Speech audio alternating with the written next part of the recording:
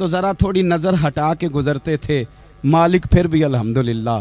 اور جب شام کے بازار میں پردیسی بہن اپنے بھائی کا کٹا ہوا سر لے کے سفر کر رہی تھی تو پھر بھی الحمدللہ، مارو مارو نہ مینو مار مکاؤ، میں کوئی عذر نہ پیش لے آواں تے جے سونا ہی میرے دکھ وچ راضی، جے سونا ہی میرے دکھ وچ راضی تے پھر سکھ نو چلے ڈاواں۔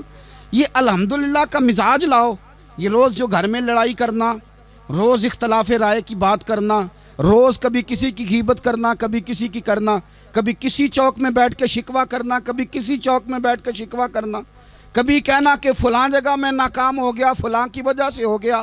یہ کچھ شیوا ہے مسلمانی کا؟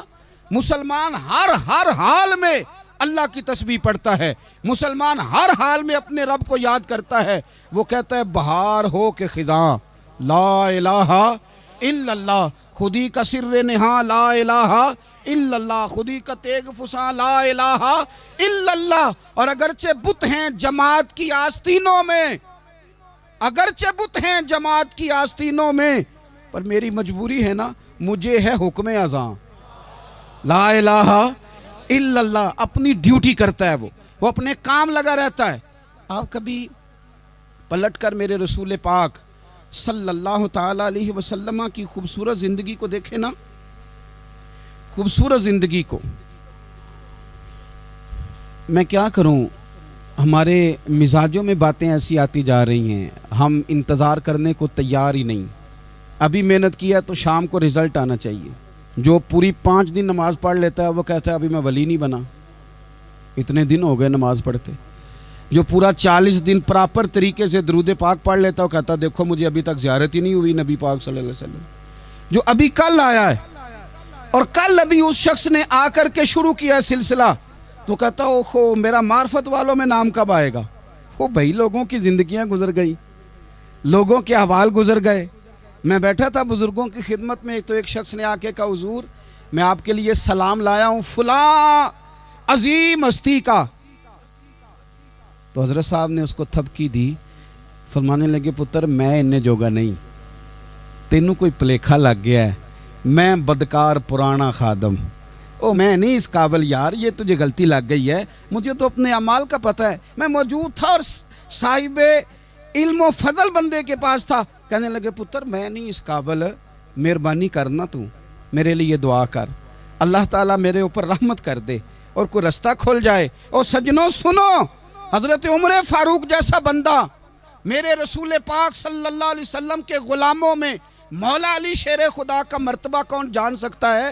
حضرت علی کہا کرتے تھے میرا دل کرتا ہے اس طرح کے اعمال لے کے اللہ کی بارگاہ میں جاؤں جو اعمال سیدنا فاروق اعظم کے ہیں۔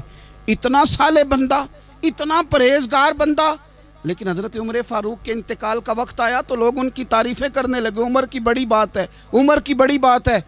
تو حضرت عمر رو پڑے، فرمانے لگے میرے لیے دعا کرو، مجھے درجہ کوئی بھی نہ ملے، بس میریاں نیکیاں اور بدیاں برابر برابر ہو جائیں، میں معاف کر دیا جاؤں، نیکی اور بدی برابر برابر ہو، چھوڑ دیا جاؤں۔ درجوں کا تو معاملہ بڑا آگے کا ہے، اتنی جلدی، اتنی سپیڈ، اتنی ہمیں جلد فٹافٹ ہو جائے، سویرے ہو جائے۔ آپ اپنی جد و جہد تو کریں، آپ تھوڑا پلٹ کے تو دیکھیں، آپ دیکھیں کہ لوگ میدانوں میں رہے، حضرت خالد بن ولید میدان میں رہے، حضرت سعد بن ابی وقاص میدان میں رہے، حضرت سیدنا ابو عبیدہ بن جراح میدان میں رہے، یہ لوگ ہمیشہ میدانوں میں رہے، اپنی اپنی ڈیوٹی کر کے چلے گئے۔ اسلام پھیلتا رہا، اپنی اپنی ترتیب سے آگے جاتا رہا، اپنے اپنے رنگ میں اللہ تعالیٰ لوگوں کو دین کی سمجھ عطا کرتا رہا۔ جلدی بڑی ہے، بہت جلدی ہے، شارٹ دروازہ چاہیے، صبر ہی کوئی نہیں، استقامت ہی کوئی نہیں، فٹافٹ ہو جائے۔ بہت سارے لوگ آ کے کہتے ہیں حضرت صاحب نماز تو پڑھنے لگا ہوں، روزہ تو رکھنے لگا ہوں، داڑھی بھی میں نے رکھ لی ہے اور آپ کے پاس بھی آتا ہوں، اب کوئی نگاہ کر دینا۔ تو میں کہتا ہوں یہ جو نماز آپ نے شروع کی ہے یہ بغیر نگاہ کی ہو گئی ہے، یہ جو آپ آنا شروع ہو گئے ہیں تو اس کو آپ نگاہ نہیں سمجھتے، اور یہ بھی میری نگاہ نہیں، پریشان نہ ہو جائیے گا، یہ بھی اللہ رسول کی نگاہ ہی ہے۔ او خدا کے بندو، تھوڑا سا اپنی زندگی میں صبر اور استقامت کو لاؤ، تھوڑا رستے پہ چلنا سیکھو۔ اور میں آپ کو ایک بات عرض کروں، ہمارے صوفیاء نے ایک باریک نقطہ بھی بیان کیا، وہ کہتے ہیں یہ جو وصال ہے نا، وصال یہ تو اختتام ہے، ملاقات تو فنا ہے، जो मिल गया वो तो गया, जिसकी मुलाकात हो गई वो तो गए थे ना जनाब मूसा मिलने, फिर क्या हुआ था? जिसकी मुलाकात हो गई वो तो गया। असल काम क्या है? असल काम उसके रास्ते में रहना है। असल काम तो ये है कि तू उस रास्ते पे है कि नहीं, जिस रास्ते पे तुझे खड़ा किया था। उन राहों का तू मुसाफिर है कि नहीं। तू नक्शे कदम तलाश कर, नक्शे कदम। एक शायर सीरत निगार भी थे, समझ लें उन्होंने सीरत निगारों को भी देखा, उशाक को भी देखा, रसूलुल्लाह के गुलामों को दीन की नौकरी करते भी देखा, 40-40 साल हदीसें पढ़ाते भी देखा, नबी पाक के नाम पे गली गली नगर नगर जाते आते भी देखा, हुजूर सल्लल्लाहु अलैहि वसल्लम की बातें करते देखा। तो किसी ने उनसे पूछा हुजूर तक रसाई भी हुई है? तो वो सरकार की बारगाह में मुखातब होकर कहने लगे तेरी मेराज, कि तू जाने कहाँ तक पहुँचा। या रसूलल्लाह मेराज की रात अब कहाँ तक गए कोई पता नहीं। कहने लगे वो तेरी मेराज कि तू जाने कहाँ तक पहुँचा, और मेरी मेराज कि मैं तेरे खाके कदम तक पहुँचा। मेरे लिए तो इतना काफ़ी है कि महबूब वो जो तेरे कदमों से कभी गर्द लगती थी मदीने की, अगर मैं वहाँ तक चला जाऊँ तो मेरी तो मेराज हो गई, मेरा तो मामला हल हो गया। मैं यहाँ तक आ गया तो ख़त्म हो गई बात। थोड़ा सफ़र करें।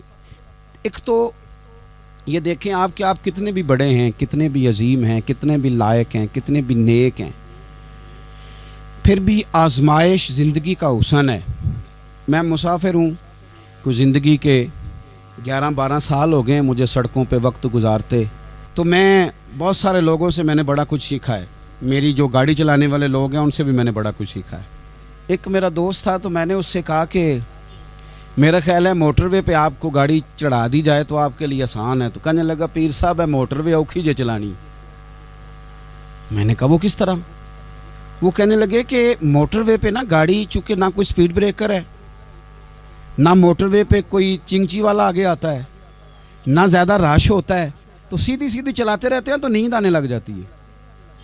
अगर बार बार आए ना स्पीड ब्रेकर और बार बार ब्रेक लगे तो आंख ज़रा खुली रहती है।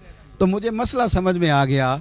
मैंने कहा इसका मतलब ये है, इसका माना ये है कि जिनकी ज़िंदगी बिल्कुल सुखों में गुजरती रहती है ना, आराम पसंद हो जाते हैं।